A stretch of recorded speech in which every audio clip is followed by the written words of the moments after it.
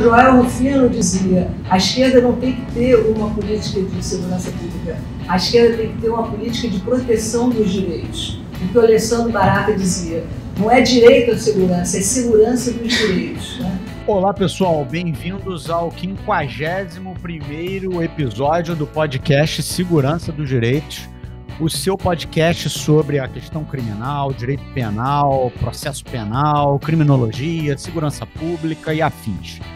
Estamos aqui mais uma vez nesse período de pandemia, no aprazível ambiente virtual do Squadcast, fazendo mais um episódio do nosso podcast. Quem vos fala é Rafael Borges.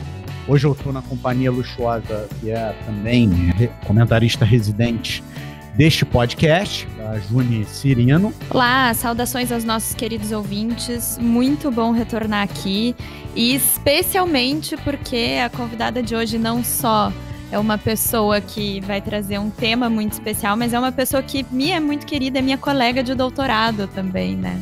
E a ideia hoje é fazer um episódio muito legal e um tanto quanto inusitado. Estamos aqui com a querida Ana Luísa Leão de Aquino Barreto, veja que nome bonito, para falar sobre urgência punitiva e tráfico de drogas. Por que eu disse que é um tanto quanto inusitado esse episódio? Porque nós estaremos pela primeira vez tratando aqui no podcast de uma pesquisa empírica que está completamente fora do eixo Rio-São Paulo, né? A gente já trouxe aqui vários pesquisadores, vários estudiosos da questão criminal que têm os seus trabalhos acadêmicos baseados em pesquisas empíricas, só que essas pesquisas sempre se referiram ou ao Rio de Janeiro ou ao estado de São Paulo, né? E é a primeira vez que a gente vai trazer uma pesquisa empírica que foi feita no estado da Bahia, né, no Nordeste.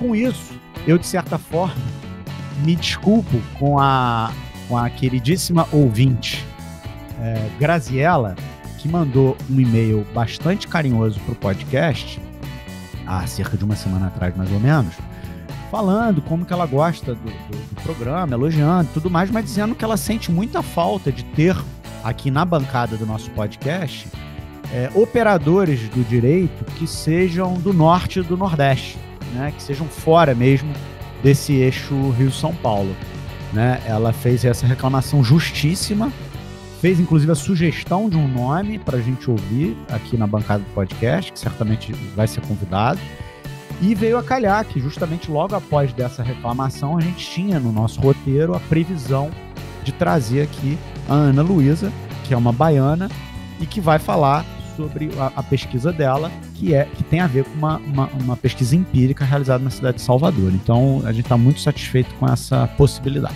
Bom, estou lembrando aos ouvintes aqui que nós estamos no Twitter, no perfil @segdireitos, e praticamente todas as plataformas de áudio, iOS, SoundCloud, YouTube, Spotify. Temos um e-mail, que é o seguranca2direitos@gmail.com, de maneira que não fala. E temos também um Instagram. O Instagram tem lá do Segurança dos Direitos. Não é, digamos, a plataforma principal de comunicação, mas está lá à disposição. A gente bota links ali, informações importantes sobre o podcast também, tá? Bom, eu não vou gastar mais nenhum minuto do ouvinte com a minha própria isolada voz, vou dar início imediato ao 51º episódio do podcast Segurança dos Direitos, o seu podcast semanal sobre segurança pública, que hoje virá no formato de um bate-papo com a querida Ana Luísa e também com a Juni Cirino. Então, Ana, eu queria agradecer muito a tua presença aqui neste podcast, dizer que é uma presença muito aguardada. A gente já tinha conhecimento dessa sua pesquisa de mestrado já há algum tempo e tínhamos ansiedade por ouvi-la falar sobre essa pesquisa. Eu acho que é um tema muito atual, né?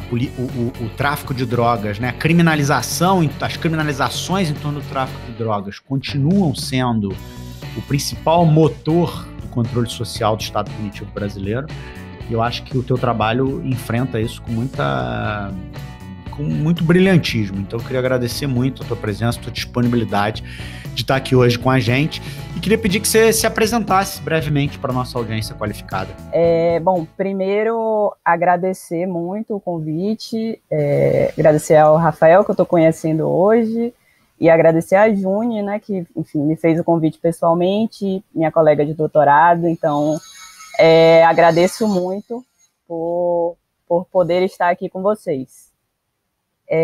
Bom, uma breve apresentação agora, né? Isso. Eu sou baiana, como o Rafael já adiantou aí, eu sou de Salvador, eu me formei na Universidade Federal da Bahia, em Direito. Fui fazer o meu mestrado na UFRJ, com a professora Luciana Boatê, logo depois que eu me formei, e atualmente eu estou no doutorado na UERJ, com a professora Vera Malaguti Batista. Então, assim, bem sinteticamente, é isso. Acho que quando eu falar um pouco da dissertação, eu vou trazer também outros elementos, um pouco da minha trajetória, que eu acho que são importantes para a compreensão do problema. Legal, muito bom, Ana. Então, Ana, vamos começar um pouco. Eu queria que você explicasse para a gente, logo no início do teu trabalho, teu belíssimo trabalho acadêmico, que, aliás, já digo para os ouvintes, está disponível para todos vocês que me pedirem, né? Quem entrar em contato com o podcast aí nas variadas ferramentas de comunicação que a gente tem, poderá receber essa brilhante dissertação da Ana para estudar e para entender um pouco melhor essa questão.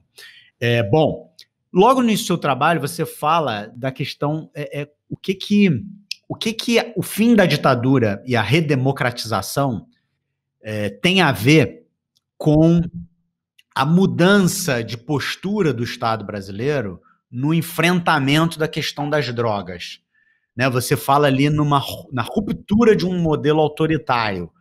Né? Quer dizer, havia um standard, né? Um padrão de tratamento que vigeu principalmente ali até a Constituição de 88, e, enfim, a Constituição de 88 e a redemocratização em si, e um outro padrão de tratamento que se inaugurou naquele período, que parece que só vem se intensificando desde então. Né? Ele não mudou, digamos assim, a natureza, mas ele vem mudando o tom. Né? Ele vem ficando pior, né? Vamos dizer assim. Ficando mais irracional, mais imbecil. Né? Essa expressão aqui é minha, não está no seu trabalho, mas é a sensação que a gente tem. Explica um pouco isso pra gente, essa ruptura com esse modelo autoritário. Para falar um pouco disso, eu certamente bebi muito dos trabalhos da professora Vera Batista, que atualmente é a minha orientadora, mas ela tem sempre uma preocupação em pensar as rupturas e permanências dos processos, né? Então, pensar essa história como um longo processo onde você não tem simplesmente rupturas drásticas, mas você também tem uma série de elementos que permanecem aí na forma de, especificamente, né, como enfim, o que ela está falando, o que eu também estou falando, pensar a questão criminal e na forma de lidar com a questão criminal. Então, esse período da transição democrática, uma série de autores trataram sobre isso, né, enfim, muito mais do que eu, não foi o objeto da minha pesquisa então, mas eu achei importante fazer essa contextualização no início da dissertação. Mas esse período, ele é caracterizado por uma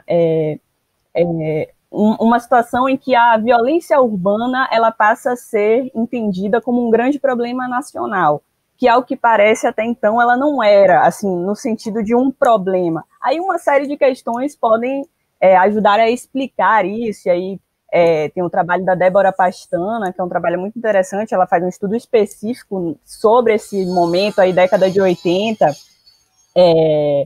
que podem ajudar a entender um pouco isso, né? Enfim, inclusive o fato de a ditadura também querer esconder imperfeições, né? Digamos, entre aspas aí, mas querer mostrar um Brasil que estava sempre dando certo, né? Sempre indo para frente, até para legitimar sua própria existência, né? Então, para que o regime pudesse se autolegitimar.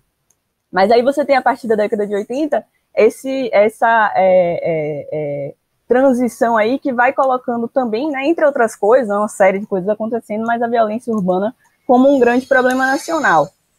E o tráfico de drogas, que desde a década de 60 principalmente, né, mas claro que antes, mas desde a década de 60, você tem uma radicalização e uma certa mudança no modelo de tratamento da questão, né, que aí o professor Nilo Batista, ele vai se chamar de uma transição de um paradigma sanitário para o paradigma bélico, principalmente a partir aí de meados de 60, você tem uma intensificação disso em fins de 80, né, meados, fins de 80, início de 90, e aí todos esses últimos 30 anos, uma intensificação do tráfico de drogas, né, da guerra às drogas, aspas, né, também problematizando essa noção, mas desse modelo bélico de tratamento da questão das drogas. E a política criminal de drogas, ela se torna o carro-chefe das políticas criminais no Brasil, por uma série de questões aí também, que eu tento abordar um pouco na dissertação, mas uma série de outros autores e autoras tratam também aí de forma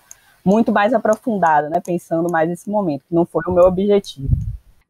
O que eu acho interessante, Ana, sobre esse começo da tua dissertação é que se aproxima muito também daquela concepção do Vacan, né, de que as aproximações sociológicas sobre o tema de drogas, de um modo geral, são subvalorizadas, né, são ignoradas.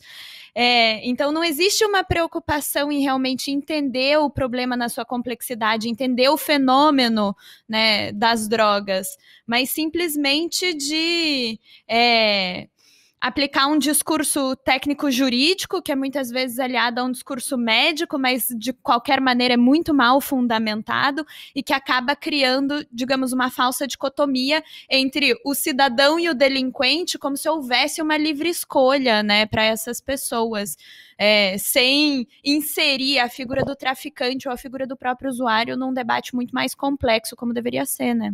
Essa, inclusive, foi uma das questões que me interessou no sentido de abordar o judiciário, né? Existem muitos trabalhos que acabam tendo como foco mais a atividade policial, que também é central, né? Já que quando a gente pensa que a atividade policial ela dá, digamos, um pouco a linha, né, do que vai acontecer no processo judicial, especialmente quando a gente está falando de tráfico de drogas, né? Porque você tem todo aí o flagrante. A palavra policial, ela ocupa um lugar muito central. No caso, o judiciário, ele acaba que fica um pouco, digamos, escondido, né, ocultado o papel central que ele tem nesse processo, né, justamente por esse suposto discurso técnico, né, que se reveste dessa suposta técnica, dessa suposta neutralidade, para não assumir que está assumindo posicionamentos. Então, para não colocar como o judiciário, ele também, na sua atuação, ele tem um papel muito ativo, né? No momento que ele interpreta a lei, no momento que ele interpreta a atividade policial e legitima ou não aquela atividade, no momento, então ele tem uma série de momentos que ele vai ter uma atuação ativa mesmo na conformação desse grande encarceramento, né? Desse momento que a gente vive hoje e da punição ou não desses sujeitos criminalizados. E aí, então, eu entendi que era importante, assim, para mim, focar no judiciário e pensar sobre o papel desse judiciário mesmo nesse processo de grande encarceramento, especificamente sobre drogas. Muito bom. E aí, Ana, você relaciona digamos, essa eficiência punitiva, né, colocada em prática no período pós-redemocratização, um pouco a versatilidade do tipo penal do tráfico de drogas, né? Eu achei isso um ponto muito interessante do seu trabalho. Explica um pouco isso pra gente, por que escolher este tipo penal para esse tipo de funcionalidade, né? A partir da sua pergunta, Rafael, eu já vou aproveitar e apresentar um pouco o problema, né, da pesquisa e como é que eu chego nesse problema, porque eu acho que perpassa muito nisso, né? Eu tinha como problema de pesquisa pensar como o uso da prisão cautelar se dava em casos de tráfico de drogas, né? Como é que o uso da prisão cautelar em casos de tráfico de drogas se insere, ou né, se inseria, né, nesse momento que eu delimitei aí, mas nas dinâmicas de controle social, autoritário, racista e classista, a partir de um olhar crítico sobre o discurso judicial. Aí eu pego o gancho da sua pergunta para explicar um pouco, né, como é que eu chego tanto nessa questão da prisão cautelar, por que pensar prisão cautelar e tráfico de drogas, porque eu entendi como dois elementos essenciais para pensar esses processos de controle autoritário, especialmente por parte do judiciário, né? A prisão cautelar, primeiro, né, pensando aí, foi até um tema do meu TCC, que é um trabalho bastante teórico, enfim, foi importante para mim entender certas coisas, né, naquele momento eu estudei bastante criminologia crítica e tudo mais, para pensar um pouco a prisão cautelar, e eu entendi, ao fim do TCC, como a prisão cautelar ela era um espaço de arbítrio judicial muito grande, né, enfim, para quem é do direito e escuta esse podcast, sabe como existem poucas regras normativas, digamos assim, para que um juiz aplique a prisão cautelar para um indivíduo. Então, se a priori a liberdade provisória, né, o direito de responder um processo em liberdade, deveria ser a regra, né, aí a partir da Constituição, a partir do próprio Código de Processo Penal, né, enfim, deveria ser a regra, essa liberdade. O que você tem é o contrário, né? Você tem a prisão cautelar, a prisão no curso do processo como regra, aí é só pegar os percentuais mesmo, né, de pessoas presas, ou um número muito elevado, enfim, de pessoas que estão presas no curso do processo, respondem a esse processo presas, e os juízes têm poucas regras para seguir, né? Então, você tendo ali, apresentando por alto, né, digamos, a existência de uma suposta materialidade e indícios de autoria, e enquadrando em um dos requisitos lá do 312 do CPP, o artigo 312 do CPP, ordem pública, ordem econômica, enfim, enquadrando ali, o juiz já pode manter aquela pessoa presa. Então, isso eu já identificava como um espaço de arbítrio judicial muito grande, o uso das prisões cautelares. Por outro lado, o tráfico de drogas, como você coloca, né, ele é um tipo penal que ele difere dos outros tipos penais, porque ele é um tipo que prevê 18 condutas, né, então ele tem 18 condutas. Aí o Raul Zaffaroni, né, o professor Zaffaroni, ele vai colocar como isso leva a uma situação em que você não tem lacunas de punitividade, ele vai chamar assim, se eu não me engano. Você não tem lacunas de punitividade, você, que ele também, nas palavras dele, fenômeno de multiplicação de verbos, que você tem no caso do tráfico de drogas, você mistura situações de tentativa com consumação, né? Quer dizer, o que é o tráfico de drogas? Seria atividade de comércio? Não exatamente, né? Porque se você pegar os 18 verbos que estão ali previstos, aí ele vai concluir, né? Você leva a uma situação que qualquer pessoa que tenha algo a ver com droga comete delito. Então, eu estava entendendo ali que esses dois elementos eram centrais. E aí, algumas experiências na época da graduação, finalizando com o meu TCC, né, como eu emendei a graduação e o mestrado, isso acabou tendo um impacto importante, né, na conformação da minha ideia da dissertação. Algumas experiências foram importantes, né? Eu estagiei numa vara de tóxicos, então em Salvador você tem varas especializadas no julgamento de tráfico de drogas. Eu estagiei na Defensoria Pública do Estado, então isso também foi muito central para me fazer enxergar as questões criminais a partir de um outro ponto de vista. Eu tive uma longa experiência com assessoria jurídica popular, então também, né, de pensar esses sujeitos, os processos de criminalização, ainda inclusive sem saber, né, tanto a teoria da criminologia crítica, eu já pude, digamos, de alguma forma sentir isso, né, de entender esses processos, e o grupo do qual hoje eu faço parte, mas começa a se conformar na graduação, um grupo clandestino de estudos em controle, cidade e prisões, que foi central também na minha formação de compreensão da questão criminal, né, e uma compreensão crítica, né, de pensar isso criticamente. Eu não tive a oportunidade de ter disciplinas de criminologia na graduação, não tive essa oportunidade na UFBA, nunca foi oferecido. Então, esses espaços, eles contribuíram na minha formação para enxergar de uma forma crítica. E aí, pegar esses dois elementos, prisão cautelar e tráfico de drogas, e pensando o judiciário de uma forma crítica também, porque eu julgava que tudo isso era importante para entender melhor, né, como é que se dava essa política criminal de drogas na prática. Agora, Ana, é bem interessante que você traz dois elementos nessa tua fala, que é o seguinte: primeiro, o fato de que você trabalhou numa vara especializada em tóxicos em Salvador, isso é uma coisa que nos traz uma curiosidade sobre essa realidade do judiciário, mas também a realidade em termos de política criminal em Salvador, né, conhecer isso um pouco melhor. E segundo, né, que é a tua participação no grupo clandestino de criminologia, que para quem estuda criminologia, a gente conhece o grupo de nome, pelo menos, a gente sabe da atuação que o grupo tem, que é super importante. Então, assim, embora a escolha por Salvador pareça um pouco inusitada para a audiência, porque foge, né, desse eixo Rio-São Paulo, que é onde a gente vê a produção de pesquisa sobre drogas, de pesquisa sobre política criminal ou política penal, né, de drogas em geral, ela não é tão inusitada assim por conta de todo esse teu histórico. Mas eu sei que a tua escolha vai muito além de uma questão, enfim, de pertencimento geográfico, de pertencimento cultural, né?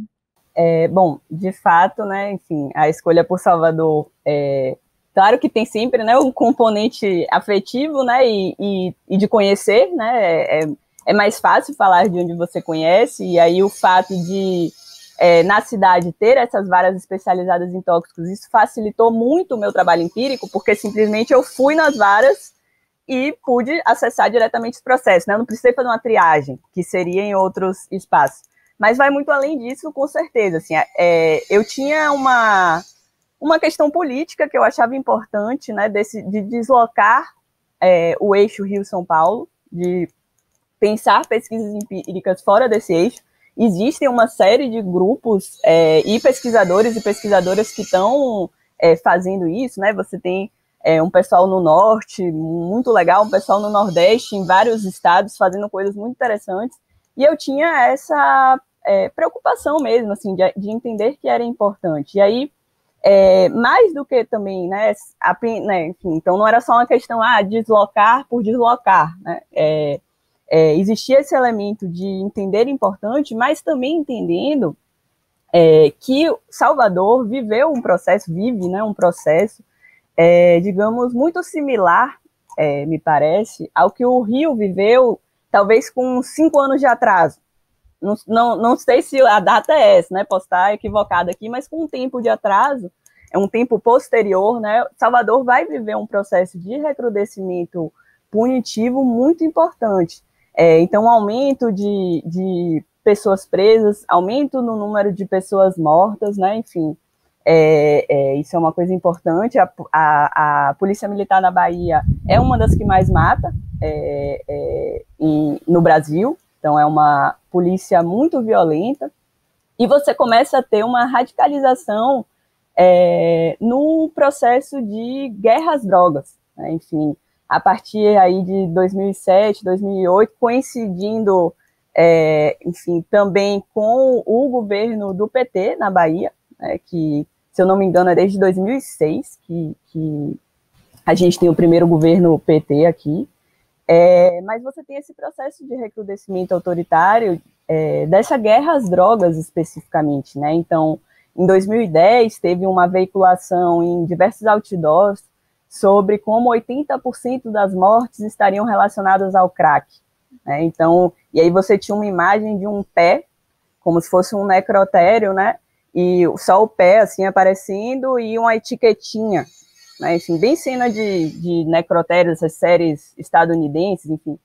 E 80% das mortes relacionadas ao crack. Foi uma coisa, assim, tão grotesca que teve que ser tirada rapidamente. Teve muita crítica, porque, inclusive, não dizia 80% como assim, né? É a morte de overdose? É a polícia matando? É o tráfico matando entre si? Enfim, né?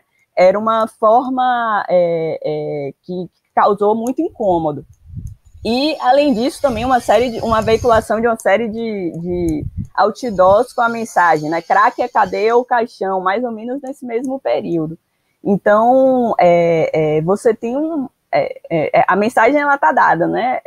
A guerra às drogas está aí colocada. Então, é cadeia ou caixão.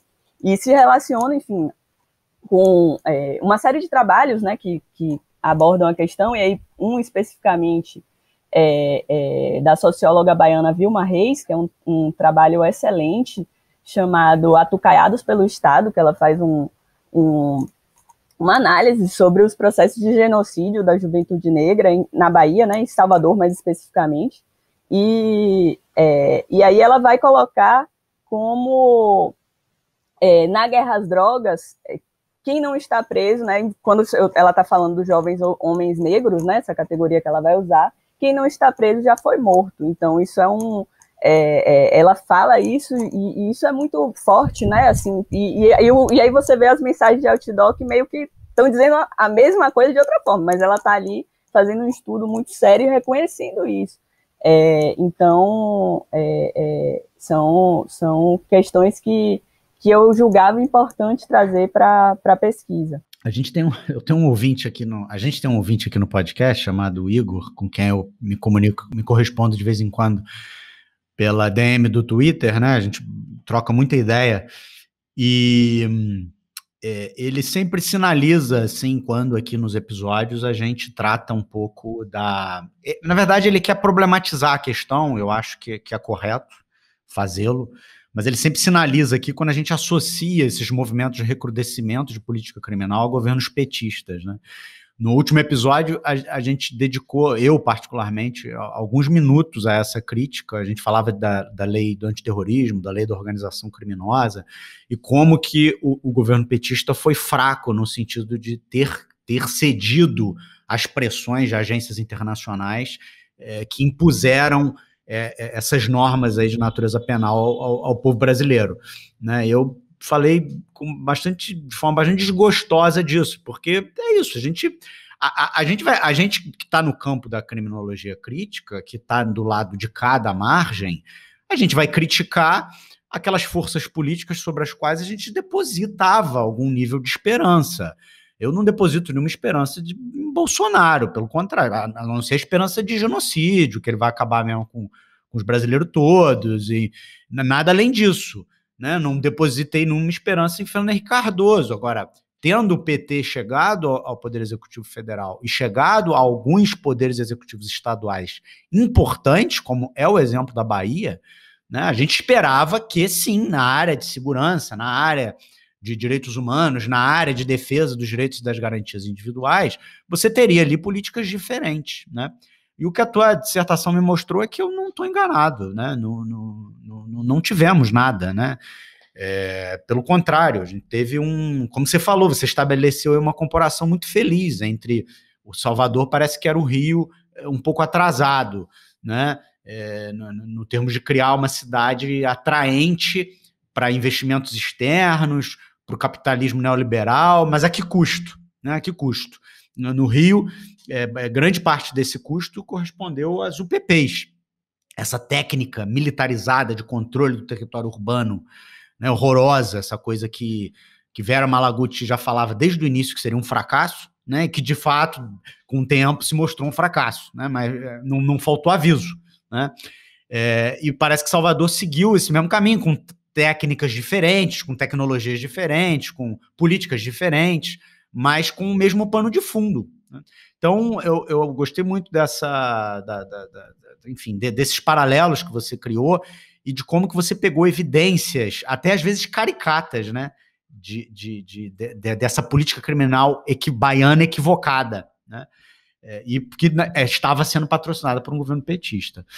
E eu queria que você fala muito, Ana, no teu trabalho, das rupturas e das permanências do poder punitivo autoritário. Você já botou um pouco isso aqui no início da sua fala, mas eu queria recuperar um pouco isso, porque eu acho que isso é muito importante. Como que o tráfico de drogas ele é funcional para essa dinâmica de rupturas e permanências, e como que o tráfico de drogas habilita um poder punitivo, principalmente num lugar que a realidade da escravidão foi tão presente, foi tão intensa, né, como é o caso de Salvador, né, como que o tráfico de drogas habilita um poder punitivo que ficou um pouco sem espaço ali, depois da abolição, enfim, foi um pouco minimizado, enfim, não sei se é a palavra correta, mas, enfim, se enfraqueceu um pouco. Como que o tráfico de drogas ele consegue recuperar essas ferramentas, esses mecanismos de controle, e nessa medida significa essa permanência do poder punitivo autoritário, enfim. Bom, Rafael, você falou aí algumas coisas importantes, enfim, né, que na minha fala ainda não tinha tido a oportunidade de trazer. Sobre essa questão de Salvador, né, eu acho que é importante, né, no trabalho eu até falo sobre isso, mas desse processo similar ao Rio em vários sentidos, inclusive é interessante, enfim, né, não sei de onde é que são os seus ouvintes, imagino que a maioria dos ouvintes possivelmente seja mesmo do Rio, do eixo sudeste, né, Rio, São Paulo, enfim, não sei. Mas em Salvador a gente também teve espécies de UPPs, né, a gente tem, que são as bases comunitárias. Tem até um trabalho muito interessante, também baiana, feito na UNB, sobre as bases comunitárias, porque as bases comunitárias foram implementadas numa política chamada Pacto pela Vida, que é um nome que chega, enfim, né, eu não sei se é uma ironia, um cinismo, enfim, e aí até o trabalho da Laís Avelar, da pesquisadora Laís Avelar, que se chama Aqui o Pacto pela Vida é o Pacto pela Morte, entre aspas, porque ela fez uma série de entrevistas, principalmente com jovens, em locais onde foram implementadas essas bases comunitárias, e essa é uma das falas que ela colocou como título do trabalho, e acho bem emblemático. Você está falando esse negócio do Pacto pela... Desculpa te interromper, mas você está falando do Pacto pela Vida, desses nomes bizarros, né? Me fez lembrar um professor de direito penal importante, que todos nós três conhecemos, e também toda a audiência conhece muito bem, quando ele faz uma crítica àquele programa do Ministério da Justiça petista, que chamava PRONASSE, né, que a pretexto do PRONASSE foram implementadas, acho até que chegaram verbas para as UPPs do Rio através do PRONASSE, né? Então ele ia dizer que esse programa tinha que chamar PROMORTE, porque ele estava capitalizando tanto exercício do poder punitivo que esse nome era uma coisa irônica, parecia ser uma ironia, porque nunca se viu um incremento tão grande dos níveis de encarceramento e um incremento tão grande dos níveis de letalidade policial, né, num período em que vigia, no âmbito do Poder Executivo Federal, um programa chamado PRONASSE. Mais uma outra questão, né, relativa a Salvador, e aí eu entro mais diretamente no que você, a primeira pergunta que você tinha feito ali atrás. Salvador é uma cidade de ampla maioria negra, né? Enfim, ela é até dita como a cidade mais negra fora da África, né? Ela tem cerca de 80% da população negra. No estado da Bahia esse número é um pouco menor, mas na cidade de Salvador mesmo 80%. E isso para mim era uma questão assim interessante para discutir o tema das drogas, era uma questão relevante, né, para discutir o tema das drogas. Já que o judiciário, na minha opinião, ele é omisso do ponto de vista racial, né? Nessa falsa neutralidade, a questão da raça ela não entra explicitamente nos processos. Você pode achar informações sobre raça nos inquéritos, mas você não acha essa informação nos processos judiciais de forma expressa, né? Você pode achar ali elementos que te permitam pensar, mas não necessariamente você vai achar isso expresso. E aí... enfim, né, na saúde houve há muitos anos, né, uma série de pressões de movimentos sociais, movimento negro, etc., para que a questão da raça fosse incluída nos dados, né, sobre a saúde. E eu penso que no judiciário isso também é uma questão muito relevante, né, que se inclua a questão da raça, né, nessa falsa ideia de que a justiça é cega, ou seja, né, de que ela seria neutra ou sei lá o quê, a gente acaba fingindo boa parte, né, dos operadores jurídicos, enfim, acabam fingindo que essa questão ela não é relevante, mas ela é, né? Então, numa cidade de amplíssima maioria negra, tratando de processo de tráfico de drogas, a questão racial ela assume um contorno ainda mais explícito, né? Fica ali mais pulsante, mais evidente. Sobre essa questão que você coloca da ruptura, enfim, desse processo, eu acho que eu acho emblemático que na Constituição de 1988, entre os direitos e garantias fundamentais, o tráfico de drogas esteja como um crime equiparado a hediondo, né, que ele apareça nos direitos e garantias fundamentais. Eu acho que isso é muito emblemático da nossa entrada na democracia, porque você, enfim, né, sai dessa ditadura, entra num período democrático, mas entre os direitos e garantias fundamentais você diz que não só criminaliza uma conduta como garantia fundamental, mas mais do que isso, diz que ela é hedionda. E, bom, então você tem nesse processo uma radicalização dessa guerra às drogas que já havia se constituindo desde então. E aí é importante a gente pensar, né, que a partir de que apesar de você ter essa radicalização desse processo mais punitivo da política criminal de drogas, de um processo mais bélico, né, enfim, esse paradigma bélico a partir da década de 60,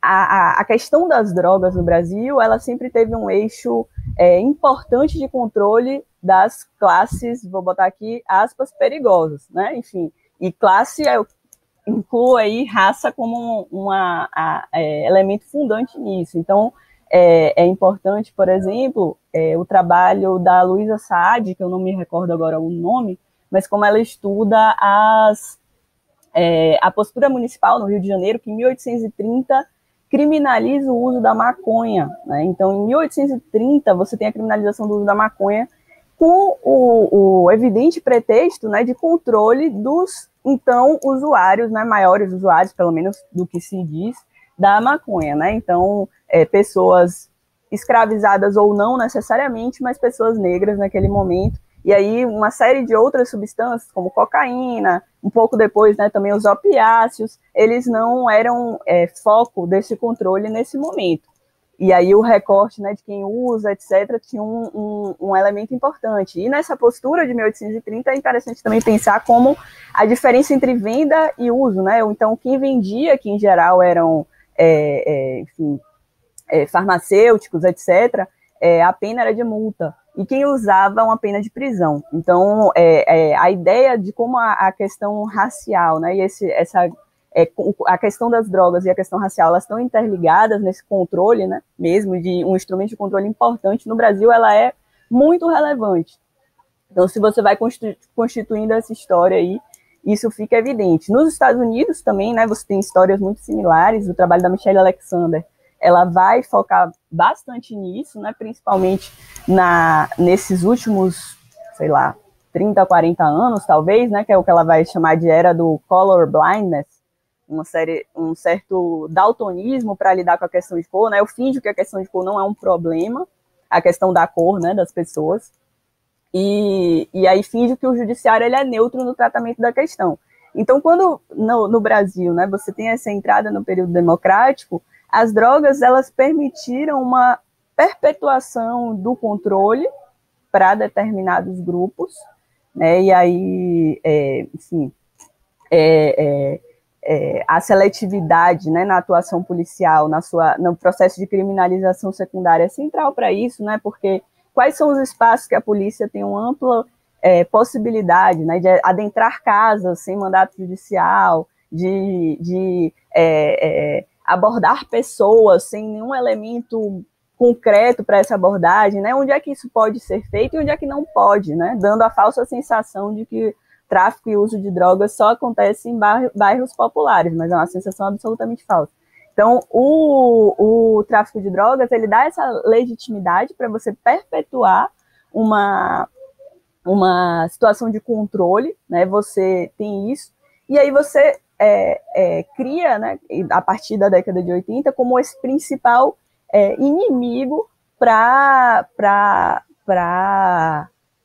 enfim, né, direcionar as atividades das políticas criminais e controlar, né? Então, na ditadura você tem por um período, né, a questão do comunista como o comunista subversivo, como quem vai destruir a civilização cristã ocidental, etc.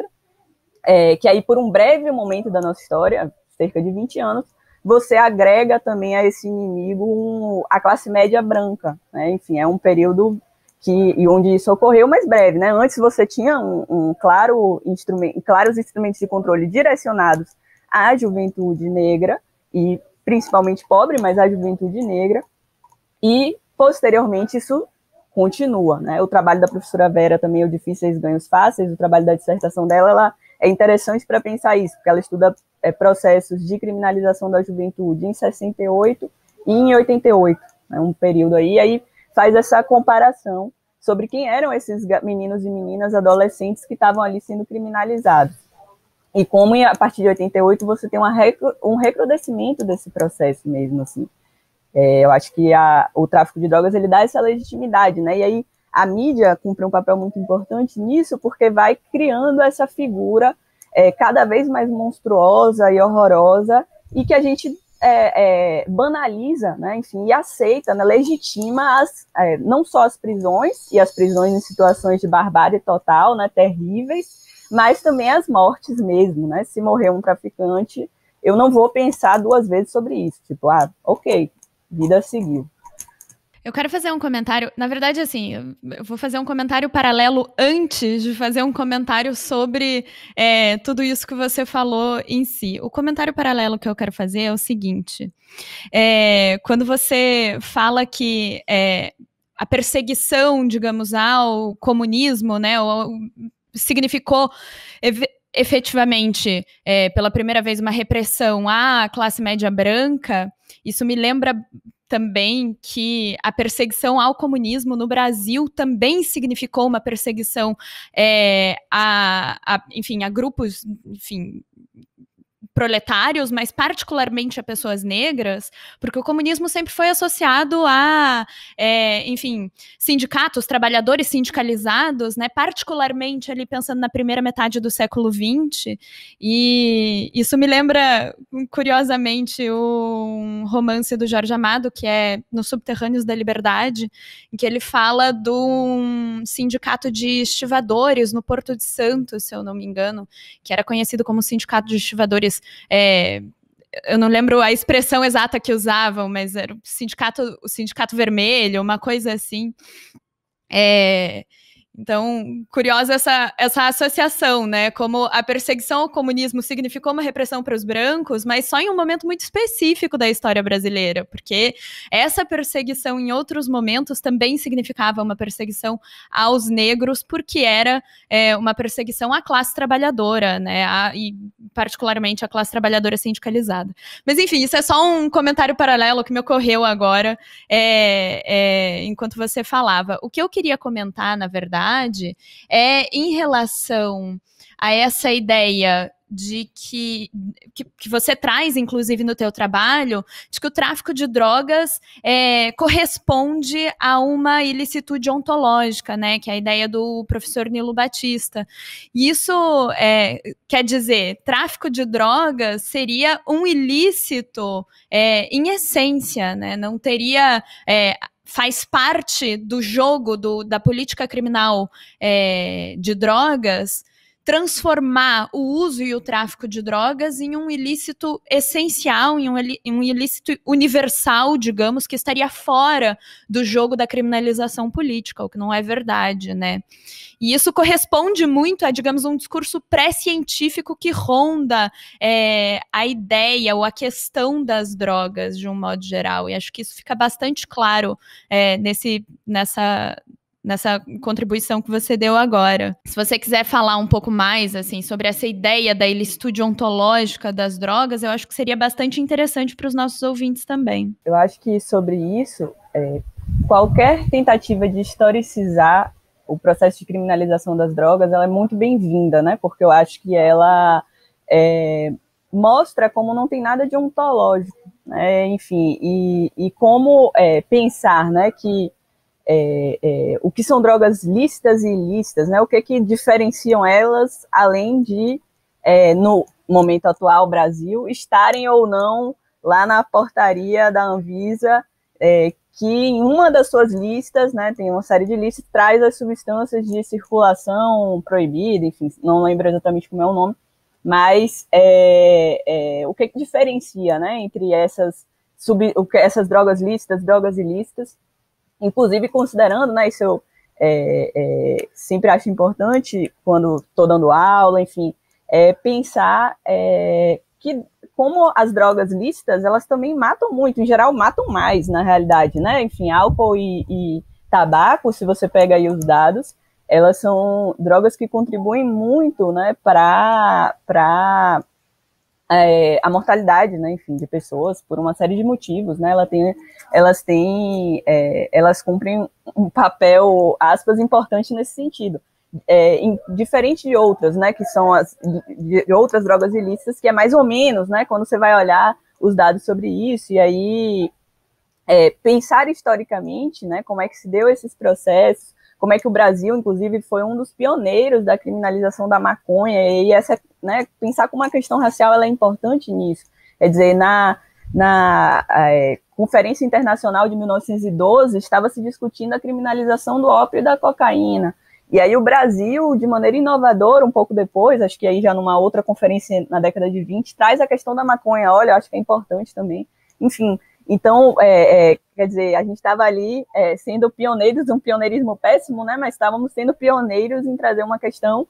E aí, por que isso, né? Por que a questão da maconha era tão mais importante do que a cocaína e do que o ópio? Era por questões médicas, de fato? Interrogação, acho que não, né? Eram por quem fazia uso dessas substâncias, né? Quem eram os usuários de cocaína, das substâncias derivadas do ópio, enfim, e quem eram os usuários da maconha no Brasil. E aí, como é que isso é importante para a gente pensar que não tem nada de ontológico, né, nessa criminalização, nesse processo de criminalização, como ele é histórico e socialmente construído, e hoje assume essa feição tão desproporcional, né? E aí, voltando para o judiciário novamente, né, como eu acho que é importante pensar o lugar dele, o professor Nilo também, né, ele fala, acho que no Política Criminal com Derramamento de Sangue, um artigo dele que é de 95 ou 96, mas ainda é extremamente atual sobre essa questão das drogas, ele fala de como é contraditório, né, que alguém tenha que julgar o inimigo, né? O inimigo ele tem que ser abatido, o inimigo tem que ser destruído. Como é que você julga de maneira imparcial, etc, etc, o inimigo, né? Isso é uma contradição, essa é uma contradição ontológica, né? Como é que pode um judiciário julgar alguém que a priori é o responsável por todos os problemas da sociedade brasileira? Ótimo. Então, Ana, eu queria propor que a gente falasse um pouco agora dos dados empíricos que a tua pesquisa coletou. Tem dados ali muito interessantes sobre processos criminais de tráfico de drogas, né, que tramitaram nessas varas especializadas de Salvador. O Rio de Janeiro não tem esse tipo de vara, né, especializada. São Paulo, confesso que eu não sei. Mas Salvador tem, como você muito bem demonstrou, e isso tem significados, né? Eu acho que isso de alguma forma, enfim, conforma a realidade.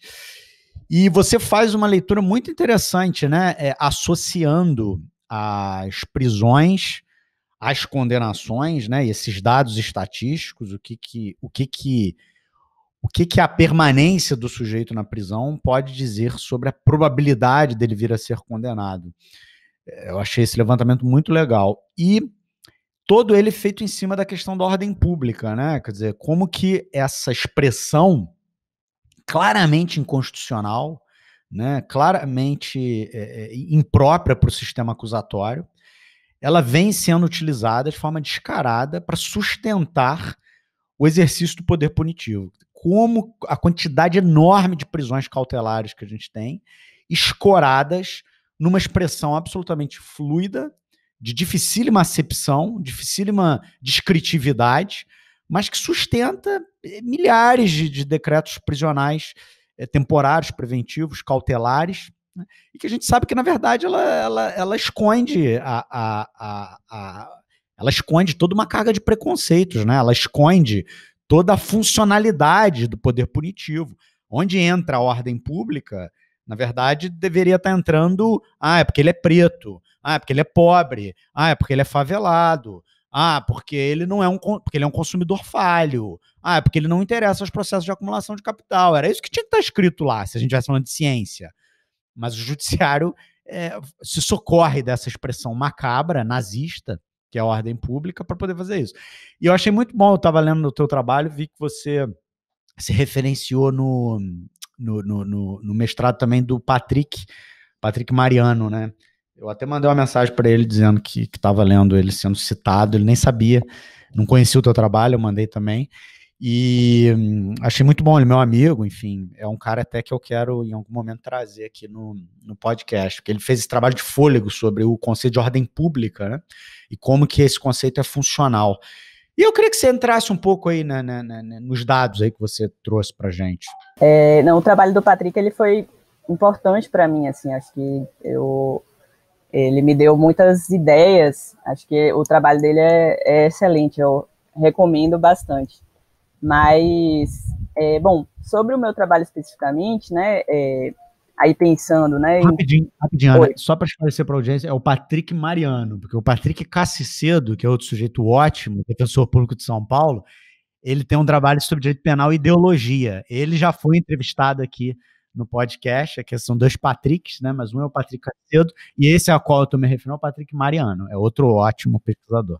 Bom, então eu, para compreender melhor, né, pensando, né, esses espaços de arbítrio, né, da prisão cautelar em caso de tráfico de drogas, né, como talvez hipótese, né, da minha parte, de pensar como é que isso aumentava o espaço de arbítrio judicial, né, e pensar como é que isso se inseria nas dinâmicas de controle social, eu optei por duas abordagens, né, uma análise quantitativa, pensando aí em comparar a situação prisional das pessoas presas com o resultado dos processos, né, e aí poder discutir, né, como é que as prisões preventivas elas funcionam ou não, né, no caso, no meu trabalho eu concluo que funcionam, mas como funcionam como uma antecipação da pena, quando ainda a pessoa ainda está ali no início de um julgamento que deveria ser, enfim, imparcial, etc, etc. E uma análise qualitativa, pensando aí especificamente nos decretos prisionais, quais eram as fundamentações utilizadas nesses decretos. Então eu fiz essas duas abordagens. Em relação à análise quantitativa, né, não vou ficar aqui falando de percentuais, números, etc, porque senão vai ficar chato. Se alguém tiver interesse, né, pode ver com mais detalhes na própria dissertação, mas eu fiz uma análise de 604 processos, que tinham um total de 928 réus envolvidos, né, nesses processos. São todos os processos que foram sentenciados em uma das 3 varas de tóxicos de Salvador no ano de 2015, então eu peguei todos esses processos. E aí,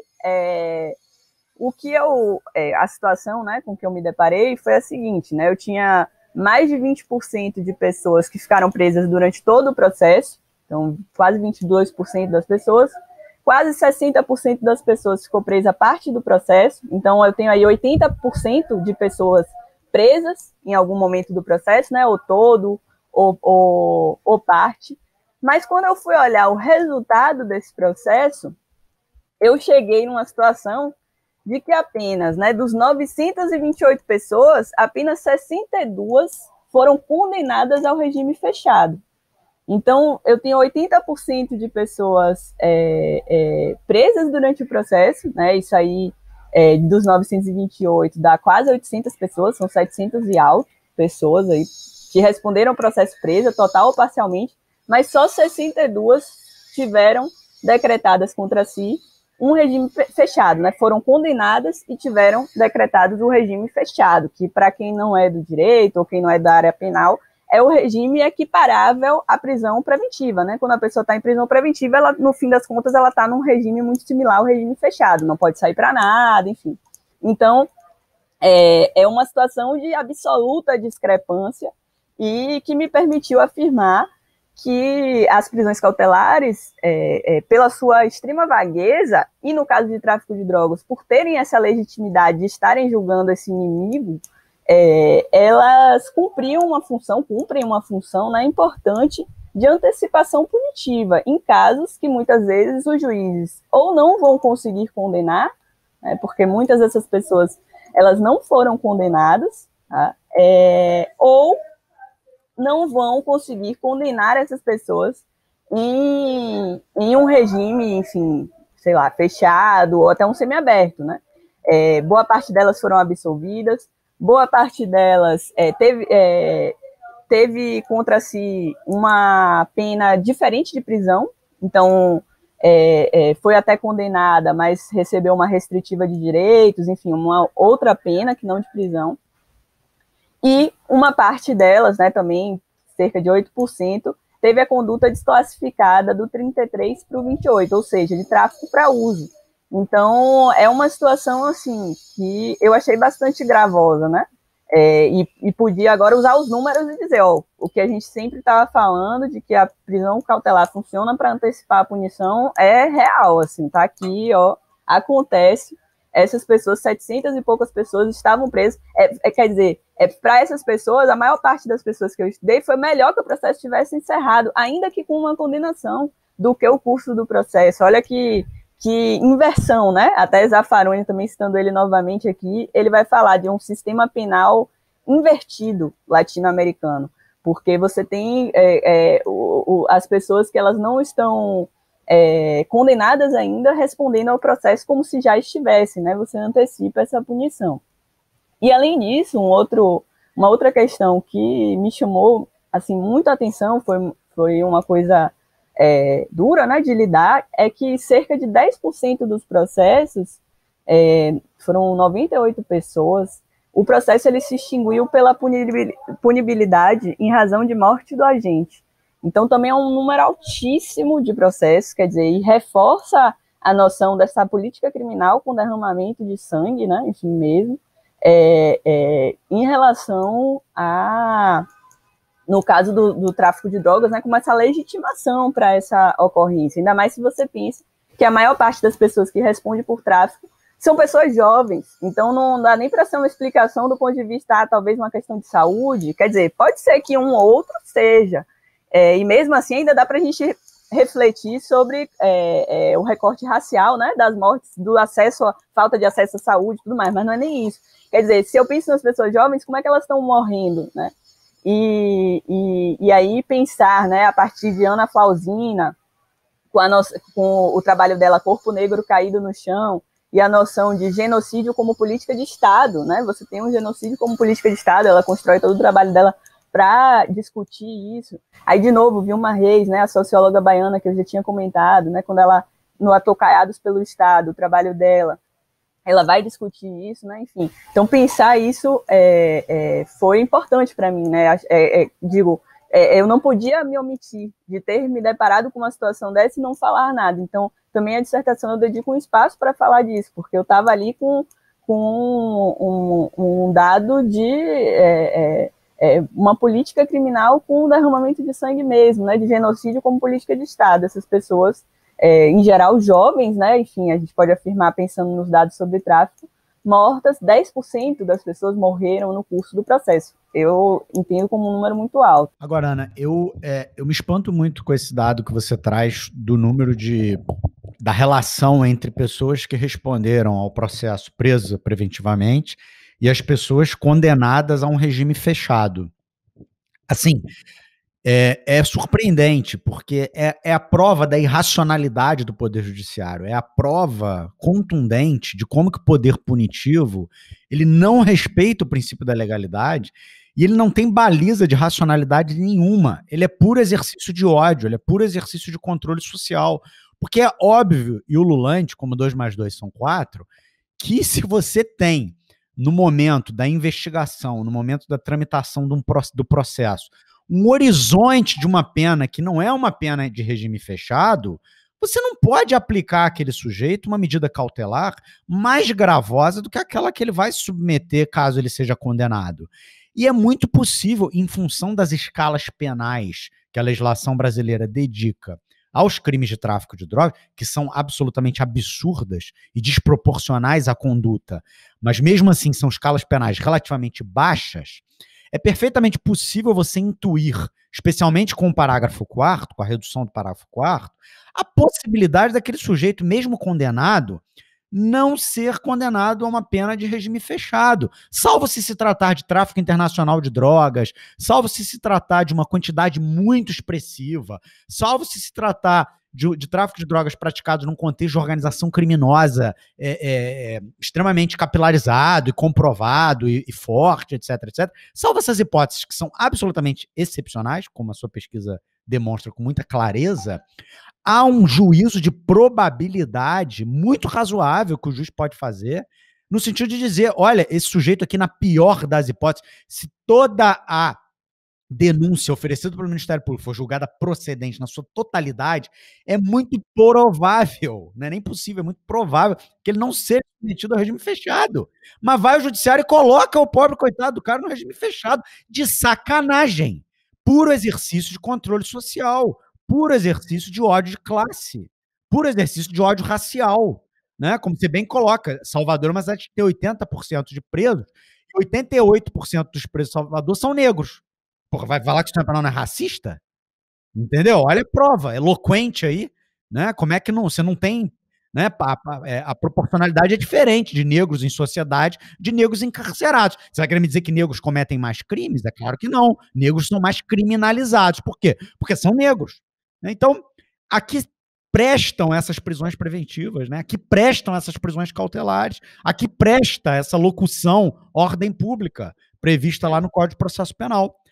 A tua pesquisa, ela desnuda essa realidade, ela mostra a sacanagem do Poder Judiciário de forma nua e crua. É disso que a gente está falando. É um instrumento de poder, é uma ferramenta de exercício de poder punitivo, executada com crueldade sobre corpos pobres, negros, favelados, periféricos e todo tipo de gente que não interessa aos processos de acumulação de capital, né? Eu dizia para você aqui, até antes da gente começar a entrevista, né? Uma coisa que me chamou muito a atenção é exatamente essa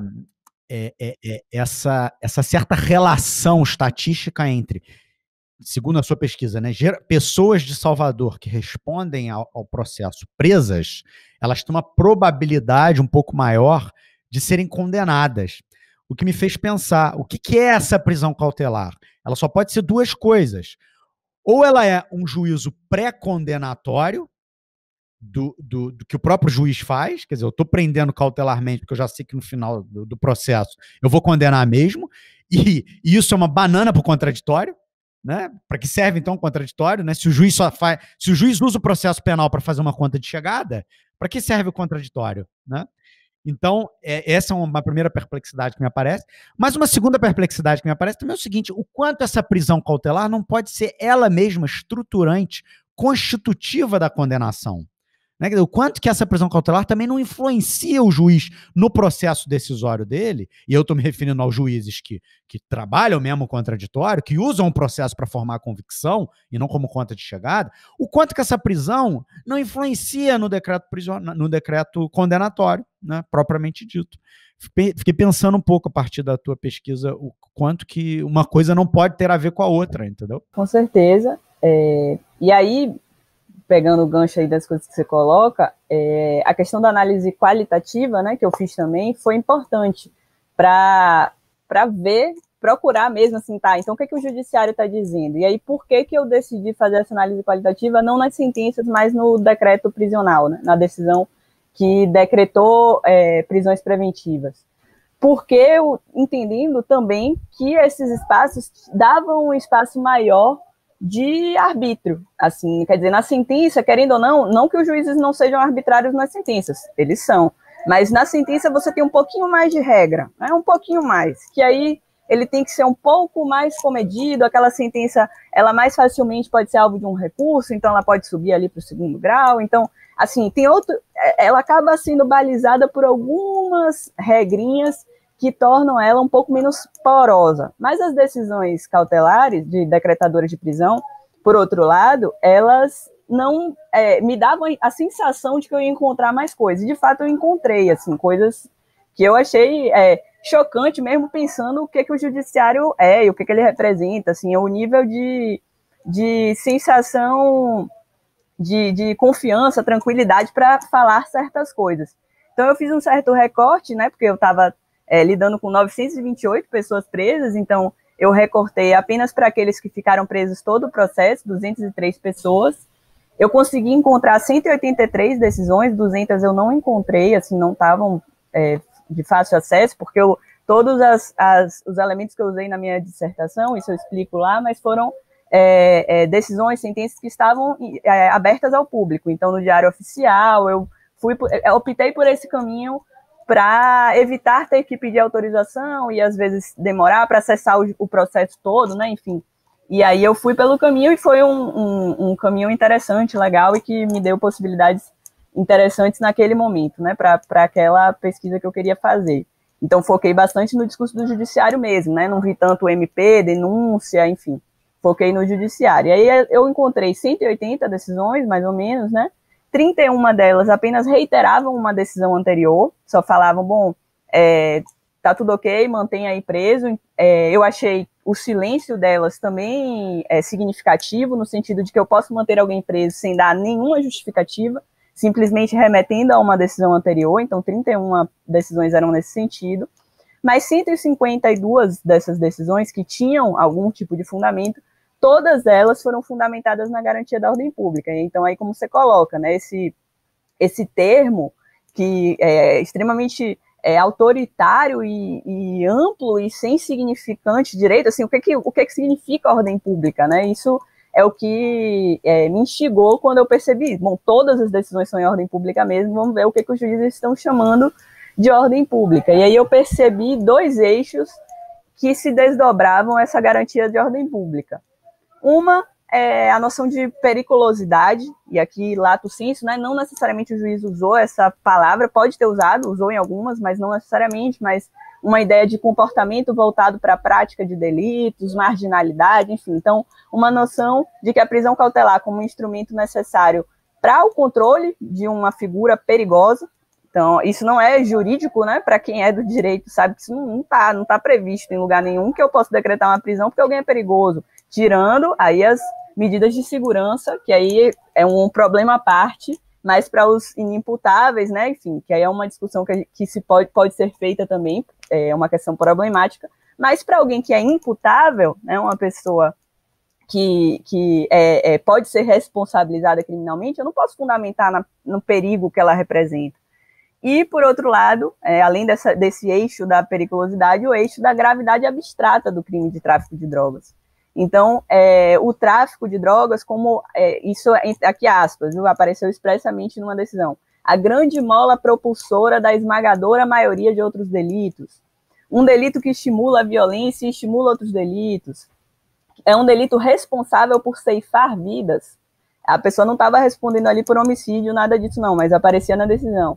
Um delito responsável por destruir lares e famílias. Então, esses 2 eixos, eles apareceram aí como fundamentos dessa garantia de ordem pública, né? Em relação à periculosidade, eu me deparei com coisas, não sei, chocantes, talvez, né? Que pareciam coisas tiradas de uma decisão do século XIX, mas que ele mantinha aquela pessoa presa porque era uma pessoa sem a menor tendência para a cadeia produtiva de forma legal, não tendo disposição para o trabalho com tendência à prática da vadiagem. Então, isso foi um fundamento. Ou que aqueles réus ainda não adequaram seu modo de viver à sociedade, sendo, pois, amplamente descabida meras medidas cautelares como alternativas à prisão. Então, o juiz, como alguém que vai adequar a pessoa, já que ela não se adequou até agora, eu adequo. Ela é um modo de viver, e que modo de viver é esse, né? Que aí a gente também pensa, quem é esse juiz, de onde é que ele está falando, quem são os juízes, né? Que modo de viver, o que ele julga adequado ou não. Mas que o indivíduo é propenso à prática delituosa, o indivíduo não é nenhum neófito no mundo da marginalidade, isso tudo, enfim, né? Tirado das decisões. Por outro lado, em relação à gravidade abstrata, aí também, né, tirada das decisões. O tráfico de drogas é uma das mais graves chagas da sociedade atual, causadora de diversos estigmas, como a desestabilização da estrutura familiar, recrudescimento no número de dependentes químicos, fomento à prática de outros crimes, a exemplo de roubos, furtos, porte ilegal de arma de fogo. Então, aquela pessoa ela está respondendo não pelo delito que ela cometeu, né? Isso é importante. E aí vai além até do que o próprio Zaffaroni coloca quando ele fala, né, fala de falta de lacunas de punitividade. Quer dizer, além das faltas de lacunas de punitividade, a pessoa ela não só responde pelo que ela fez, mas por tudo que supostamente no imaginário social daquele juiz o tráfico de drogas representa. Então ela responde pelos supostos muitos delitos que estão ocorrendo em Salvador, né? Esses meliantes precisam ser retirados de circulação para que as pessoas de bem deixem de estar presas em suas residências. Isso estava numa decisão expressamente dessa forma. Ou que o trabalho do judiciário tem que ser ele vai decretar a prisão preventiva como forma de apoio ao trabalho que vem sendo desenvolvido pelas polícias civil e militar. Isso também estava numa decisão. Então, é um judiciário que você tem aí que ele se julga um órgão de segurança pública, né? Ele não o órgão imparcial que, sei lá, vai julgar aquela pessoa, enfim, ele é um órgão de segurança pública mesmo. Então, ele se vê, né, como esse órgão de segurança pública. E os impactos que isso tem para o julgamento, né? Como é que você vai julgar alguém se você é parte e você integra os órgãos de segurança? Então, você tem que manter aquela pessoa presa e o processo é um mero, enfim, uma perfumaria, né? Uma coisa que está ali para fingir que tem algum ar de legalidade no que está acontecendo, quando aparentemente não tem nenhum. Então, é uma arbitrariedade total. No caso de tráfico de drogas, isso me parece, mais forte ainda. As expressões que você recolheu, né, nas decisões, pelo menos as mais frequentes, elas são muito reveladoras exatamente dessa incapacidade que os juízes criminais têm de entender o seu papel no Estado Democrático de Direito, que é o da contenção do poder punitivo. Eles não são agentes de segurança pública, como você bem coloca. E os juízes têm, parece que um atavismo, um desejo de vestir a farda, que é uma coisa absolutamente incompreensível, que eles deviam tratar na psicanálise, os juízes criminais.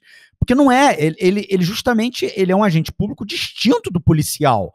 Por quê? Porque ele deve servir de filtro, né? O Ministério Público é, de certa forma, um filtro da atividade policial, e o Judiciário é o filtro do Ministério Público e da atividade policial também, né? De tabela.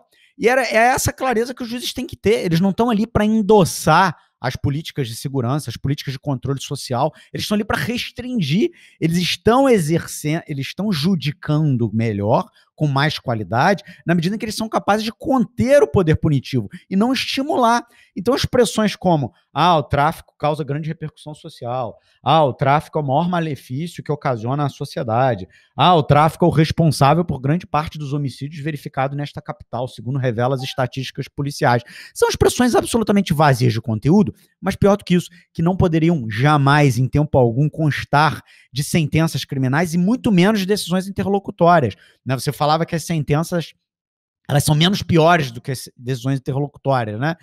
Provavelmente porque a sentença é um juízo de certeza e que tem que ser balizado ali por critérios já bastante visitados e revisitados pela doutrina e pela jurisprudência. As decisões interlocutórias são várzea. Ali o juiz pode fazer um juízo de probabilidade, ali o juiz pode fazer considerações criminológicas, né? Considerações midiáticas, considerações personalíssimas sobre a política criminal da região. Ali é o espaço do exercício do controle, do exercício do poder punitivo, por excelência, as decisões interlocutórias. E acaba que eles viram um espaço para o juiz praticamente promover mensagem política. O que me interessa a opinião do juiz se a prisão ela é capaz ou não é capaz de evitar a reiteração delitiva, ou de reduzir o impacto da mancha criminal num determinado bairro. O papel do juiz não é esse. Ele fez o concurso errado. Fizesse concurso para delegado de polícia, né? Tivesse lá na Polícia Civil desenhando política pública de segurança junto com o governador, junto com o secretário de Segurança Pública. Mas não, ele está numa vara, ele está julgando pessoas, está julgando um caso concreto. Não me interessa saber o que o juiz pensa sobre política criminal, me interessa que ele faça de maneira correta a subsunção do fato à norma, respeitando o princípio da legalidade, respeitando as balizas constitucionais, respeitando as balizas do Código de Processo Penal, né? E você mostra isso com muita clareza, essa tua pesquisa, ela aponta isso com muita clareza, como que os juízes não são conscientes do papel que eles devem desempenhar no Estado Democrático de Direito e como isso tem a ver com a escalada punitiva do Brasil. A gente critica muito o legislador, a gente critica muito o poder legislativo, porque são os poderes mais porosos, eu acho que são os poderes mais suscetíveis à crítica, porque são os poderes que têm mais legitimidade democrática, né? A gente direciona muito as nossas críticas ao Executivo e ao Legislativo, mas o Judiciário ao Judiciário tem que ser endereçada muita crítica, ele é muito responsável pelo atual estado de coisas na questão criminal, né? O Judiciário brasileiro é o judiciário em que o seu órgão de cúpula proclamou o nosso sistema carcerário um estado de coisas inconstitucional e a gente está arrumando para ter 1 milhão de presos. Quer dizer, o que é isso? É o mesmo poder. O órgão de cúpula do poder que diz que o sistema carcerário brasileiro é um estado de coisas inconstitucional, né? Esse é o mesmo poder cujos membros, né, nos estados, nos municípios, nas comarcas, promove a prisão de 1 milhão de pessoas. Promove a prisão, porque toda prisão brasileira é submetida a um juiz, né? Por mais rincão que seja, por mais, né, toda prisão é submetida a um juiz. Em algum momento, ela pode não ser ali nas 24 horas que deveriam ser, mas em algum momento ela é submetida. Portanto, os juízes têm participação direta nesse encarceramento em massa, nessa curva de encarceramento absurda que a gente experimenta no Brasil hoje. E como que essas decisões interlocutórias vagabundas, né, completamente desprovidas de compromisso ético, moral, ideológico e compromisso concreto com a Constituição da República, como é que elas ajudam a promover esse estado de coisas? Falei demais. Vai lá, Júnior. Pois é, e Ana, já encaminhando aqui pro final do nosso episódio, eu quero fazer um comentário em particular, que é a respeito do fato de que você faz na tua dissertação uma coisa que, para mim, fazer criminologia crítica e trabalhar com gênero é isso, né? Não é você pegar a exceção de gênero, mas durante o teu trabalho você atentar para as distinções que gênero podem provocar na pesquisa que você está realizando. E acho que você faz isso de uma maneira muito sábia, assim, muito apropriada, me parece. Você não só relata a importância de você falar sobre gênero, porque, óbvio, as estatísticas são muito claras em relação a isso, em relação ao enorme aumento do encarceramento feminino após a nova lei de drogas, né, depois de 2006, mas também... Não só porque, enfim, todas as estatísticas apontam isso, o enorme aumento do encarceramento feminino após 2006, né, após a lei de drogas, mas também porque quando você vai coletar os teus dados, não é porque você encontra dados semelhantes, e a tua pesquisa deixa isso bem claro, não é porque você encontra dados semelhantes sobre prisões cautelares femininas, prisões cautelares masculinas, ou sobre mesmo a reação do judiciário, digamos assim, às condutas femininas e às condutas masculinas, não é porque esses dados são semelhantes que você não precisa fazer um comentário sobre isso, e um comentário muito importante. E daí me chama particularmente a atenção isso que você falou agora há pouco, sobre esses comentários do judiciário em relação às pessoas condenadas por tráfico de um modo geral, certo? De que essas pessoas estariam sendo responsabilizadas muito mais do que só pelo delito que elas cometem, certo? Porque, segundo o judiciário, o delito seria responsável por destruir lares e famílias, ou então pela destruição de toda a estrutura familiar. Então, aquilo, né, apesar da lei não deixar lacunas de punibilidade, não deixar lacunas punitivas, o judiciário acaba condenando a pessoa para além daquele delito em si, mas eu acho que a sua percepção sobre isso no caso das mulheres é bastante apropriada, porque você consegue entender que, lógico, no caso das mulheres isso fica ainda mais evidente, porque é claro que os delitos são pensados por homens e para homens, certo? O sujeito daquela tipificação não é a mulher, nunca foi a mulher. A mulher é um sujeito acidental no resultado, digamos, da tipificação, da política penal de drogas. E acho que você faz essa observação de uma maneira muito criteriosa, muito apropriada. E particularmente me interessou a questão das mulheres que são presas por tráfico de drogas entrando nos presídios, né? E você traz ali o exemplo da Costa Rica, se eu não me engano, que a Costa Rica tem uma redução de pena em relação às mulheres, ou seja, maneiras como a lei pode se sensibilizar às questões de gênero, porque sabe que aquelas mulheres que estão entrando em presídios com drogas, em geral, estão em situação de muito maior vulnerabilidade do que homens, né? Esse é um caso do delito que é bastante vinculado a condutas femininas, né? É muito mais raro que isso aconteça com homens. Mas, enfim, eu queria que você fizesse um comentário em relação a isso, porque acho que você realmente, assim, eu trabalhei com gênero durante toda a minha carreira acadêmica, e uma das coisas que eu sempre falei é isso, né?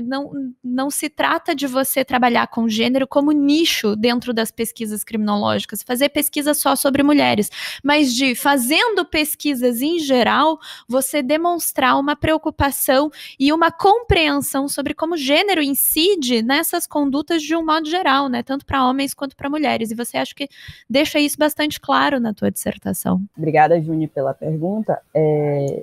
Eu acho que, enfim, né, como você coloca, né, no momento que eu decidi estudar tráfico de drogas, eu imaginei, né, enfim, e aí o número de pessoas presas e tudo mais, que a maior parte dos processos seriam relativos a homens, né? É inegável essa questão. Por outro lado, também, o fato de existirem menos mulheres presas, às vezes invisibiliza o fato da importância que a política criminal de drogas teve na criminalização dessas mulheres. Era justamente isso que eu não poderia omitir, né? Enfim, então, se você pega ali o Infopen Mulheres, vai mostrar, né? O número de homens presos cresceu muito, assim, é um número enorme, em, sei lá, 14 anos, acho que ele compara 2000, 2014, 220%, alguma coisa assim, e o número de mulheres presas cresceu, tipo, 560%, então foi o dobro. Quer dizer, as mulheres são menos que os homens? São, né? Enfim, você tem 6%, eu acho, da população prisional composta por mulheres, o resto de homens. Mas o aumento no número de mulheres presas foi muito maior, então não dá para a gente simplesmente não pensar, né, como isso está acontecendo. Inclusive, é um trabalho que eu estou desenvolvendo agora, enfim, um artigo específico sobre a situação das mulheres, inclusive por ter situações específicas, né, como você bem colocou aí, por exemplo, a coisa da entrada em presídios. Todos os casos em que foi aplicada a causa de aumento, a causa de aumento de entrada em presídios, acho que foram 9 ou 10 casos, todos foram de mulheres. Então, quer dizer, 9 ou 10 casos no meu universo total não era muita coisa, mas são cerca de 100 mulheres presas no universo que eu trabalhei na pesquisa. 10% dessas mulheres tiveram, ou, enfim, pelo menos potencialmente, né, a aplicação desse caso de aumento. Algumas foram absolvidas no final, então não necessariamente foi aplicado, mas estava ali colocado isso. Então, pensar isso é importante também, né, quer dizer, porque isso, inclusive, reflete quem é que está indo fazer visitas às prisões e para quem, né, as mulheres... existem uma série de pesquisas que vão discutir, né, como as mulheres ficam sozinhas quando estão presas. Por outro lado, os homens, eles são atendidos por mulheres, né, enfim, quando eles estão na prisão, quem é que vai ali visitar? São mães, são irmãs, são companheiras. E essas mulheres estão sendo criminalizadas em situações onde é muito difícil você conseguir uma absolvição, porque você tem ali um agente da lei, né, enfim, a figura da execução, meu Deus, me fugiu o nome agora, o agente que trabalha ali na prisão, e aí esse agente, ele encontra drogas com aquela mulher, e aí, enfim, né, a própria mulher não nega, né, que estava ali, é uma situação que é muito difícil você sair dentro dessa lógica do tráfico, em que você não tem lacunas de punibilidade, quem quer que tenha algo a ver com drogas comete delito. Quer dizer, aquela mulher, ela estava ali com drogas, entrando no presídio, bom, então, beleza, na mentalidade do judiciário, né? Vamos aqui, então, temos uma situação, tráfico de drogas e mais, com a causa de aumento. Então, uma causa de aumento que, embora não seja expressamente direcionada às mulheres, ela só se aplicou às mulheres, no fim das contas, né? Porque são elas que estão ali entrando nos presídios, então elas que muitas vezes estão em situações que não necessariamente estão ocupando uma posição muito relevante naquele processo de varejo, né, de drogas, de compra e venda, etc., elas estão fazendo esse trabalho de mula, né, que muitas pessoas vão chamar, enfim, de transporte, e são criminalizadas com penas maiores do que homens que, enfim, em outras situações, talvez estivessem realizando condutas mais relevantes, aspas, para o processo ali da venda, compra e venda de drogas. Então, isso me chamou a atenção e uma série de outras coisas, e aí eu decidi, né, como no meu trabalho de dissertação eu tive uma base de dados muito grande, obviamente eu não pude tratar de tudo, né, e assim, esse aprofundamento, por exemplo, da questão das mulheres, apesar de que eu trago isso na dissertação, eu sempre fiquei com a vontade de aprofundar, e estou trabalhando num artigo nesse sentido, para destacar mesmo essa questão, como, enfim, né, outras questões que eu não pude abordar, como território local, né, em que a pessoa foi presa, os bairros, região da cidade, como isso é importante também, né, do ponto de vista da criminalização, onde é que a pessoa foi presa, como isso é trazido para o judiciário, as violações de domicílio, autorizadas ou não, né, onde é que eu tenho mandato, onde é que eu não tenho, enfim, uma série de coisas que eu não pude me aprofundar ali, mas que depois eu pude desenvolver trabalhos mais específicos sobre. Excelente, muito bom, muito bom. Então, Ana, infelizmente a gente está chegando mesmo no nosso final. Foi muito bom, foi muito esclarecedor, a exposição que você fez.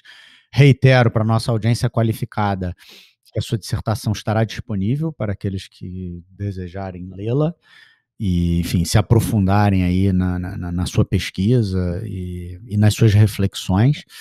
Então, eu queria agradecer muito a você, a presença, a disponibilidade, o carinho de estar aqui conversando com a gente. E queria passar a palavra para você se despedir da nossa audiência, mas também pedir que você falasse para a gente, desse para a gente uma dica cultural de um livro. Pode ser um livro, um filme, enfim, mas alguma coisa que não tenha propriamente relação com o mundo jurídico, né? A ideia desse quadro do episódio é disponibilizar para os nossos ouvintes indicações que os permitam, enfim, navegar por outros mares, que não os mares do direito, que é muito chato, sabemos todos. É isso, brigadíssimo. Vou deixar a Júnior também se despedir, e aí logo depois, então, passa a palavra imediatamente para você fazer as considerações finais e deixar a dica para a gente. Pois é, eu quero dizer que eu fiquei muito satisfeita de ter a Ana aqui com a gente, compartilhando um pouco da pesquisa de mestrado dela. A Ana, como eu falei no começo do programa, é minha colega de doutorado, entramos juntas na UERJ, e, assim, é uma pessoa que eu admiro e acompanho, e há muito tempo gostaria de trazer você aqui para compartilhar com a nossa audiência a tua pesquisa de mestrado, porque sabia que ia dar um bom caldo para o episódio, né? São temas que são muito caros para a nossa audiência e, enfim, que você trabalha de uma maneira espetacular, como não podia deixar de ser, né? Te conhecendo, enfim, acompanhando aí a tua pesquisa. E espero que a gente possa te chamar de novo mais para frente para você compartilhar também os resultados da pesquisa de doutorado, né? Que tenho certeza de que serão tão espetaculares quanto e vão render um episódio tão bom quanto esse. No mais, agradecer a nossa audiência, como sempre, e passar a palavra à Ana para se despedir deles. Bom, gente, então, primeiro, agradecer ao convite, enfim, dizer que a admiração é recíproca, acho que o trabalho que vocês fazem aqui é sensacional, assim, acho que é muito importante, né, que a gente tenha podcasts qualificados no mundo jurídico, né, que, enfim, permitam aí um debate crítico que saia desse senso comum punitivo que a gente se enfiou, né, e aí esse podcast, ele tem essa função, então agradeço muito poder estar aqui hoje, agradeço o convite e Bom, em relação à indicação cultural, eu vou deixar aqui um livro que me marcou muito, assim, é uma leitura que é um livro que sempre eu volto a ele de alguma forma, né, pensando sobre, que chama Um Defeito de Cor, da Ana Maria Gonçalves. Ele, enfim, não é jurídico definitivamente, mas de algum modo também assim, tem alguma relação, porque esse é um trabalho ficcional, enfim, né, mas é um romance histórico, então tem elementos aí, tem personagens reais dentro da história, e é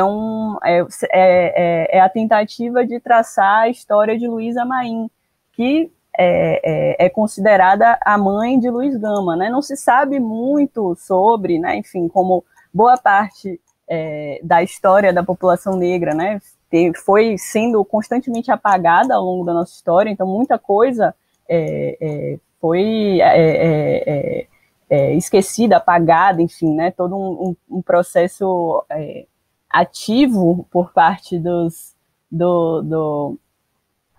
elites e tudo mais, de apagamento histórico mesmo, né, dessas figuras, mas esse livro é um romance histórico sobre a história de Luísa Maim, e é um livro, assim, incrível, muito duro em certos momentos, mas, por outro lado, também muito lindo, assim, é um livro realmente muito incrível e que em algum momento se passa em Salvador, então também foi interessante aí ver a minha cidade no século XIX retratada ali e tudo mais. É um livro que eu recomendo bastante, acho um dos grandes livros da literatura nacional recente. Enfim, obrigada novamente aí, e obrigada também à audiência por escutar.